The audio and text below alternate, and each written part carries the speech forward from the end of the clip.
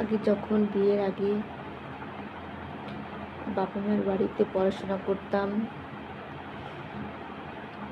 Tuition থেকে বাড়িতে আসতাম, তখন মা বলতো মেয়েটা কত কষ্ট হয়ে আছে, সাইকেল চালিয়ে পড়ে এসেছে, তাই মা কিছুই করতে দিত না। এখন সমস্ত কাজ নিজের হাতে করতে হয়, কেউ কেউ বলার নেই, কষ্ট হয়ে যাচ্ছে,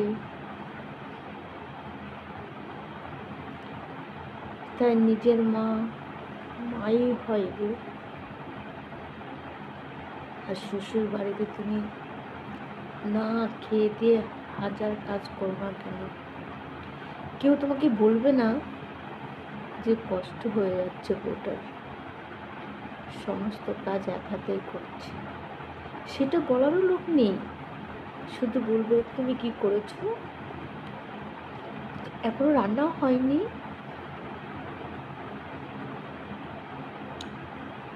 এইটা দেখে না একটা বাচ্চাকে মেনটেন করতে শুধু একটা লোকই লাগে, তার অনেক রকমের কৈফিয়ত, অনেক রকমের অজুহাত, সেগুলো মেনটেন করতে হয়, তারপরে সাংসারিক কাজে যুক্ত হতে হয়। তোর কেউ বলার থাকে না হ্যাঁ কাজ করেছি,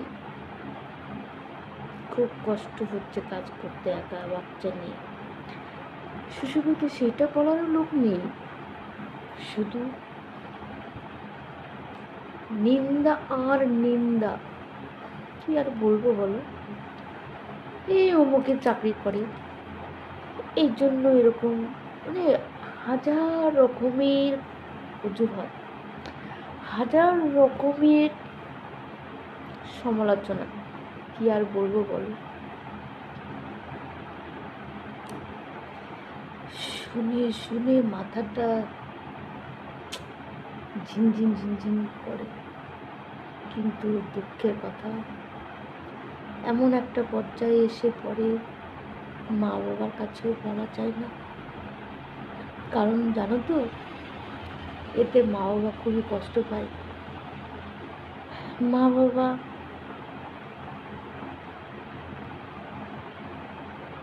একটা কন্যা সন্তানকে যখন বিদায় দেয় না, তার সমস্ত কিছু বিসর্জন দিয়ে সে একটা কন্যা সন্তানকে বিয়ে দেয়, জানো তো।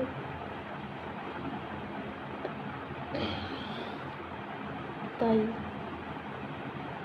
মেয়েরা হাজার কষ্ট পেলেও সেই বাবার বাড়িতে গিয়ে থাকতে পারে না, কারণ তারা একটা কথাই মাথায় চিন্তা করে, বাবা মা যখন বিয়ে দিয়েছে তখন বাবা মার যা কিছু ছিল সব কিছু বিসর্জন দিয়ে একটা কন্যা সন্তানকে বিদায় দিয়েছে।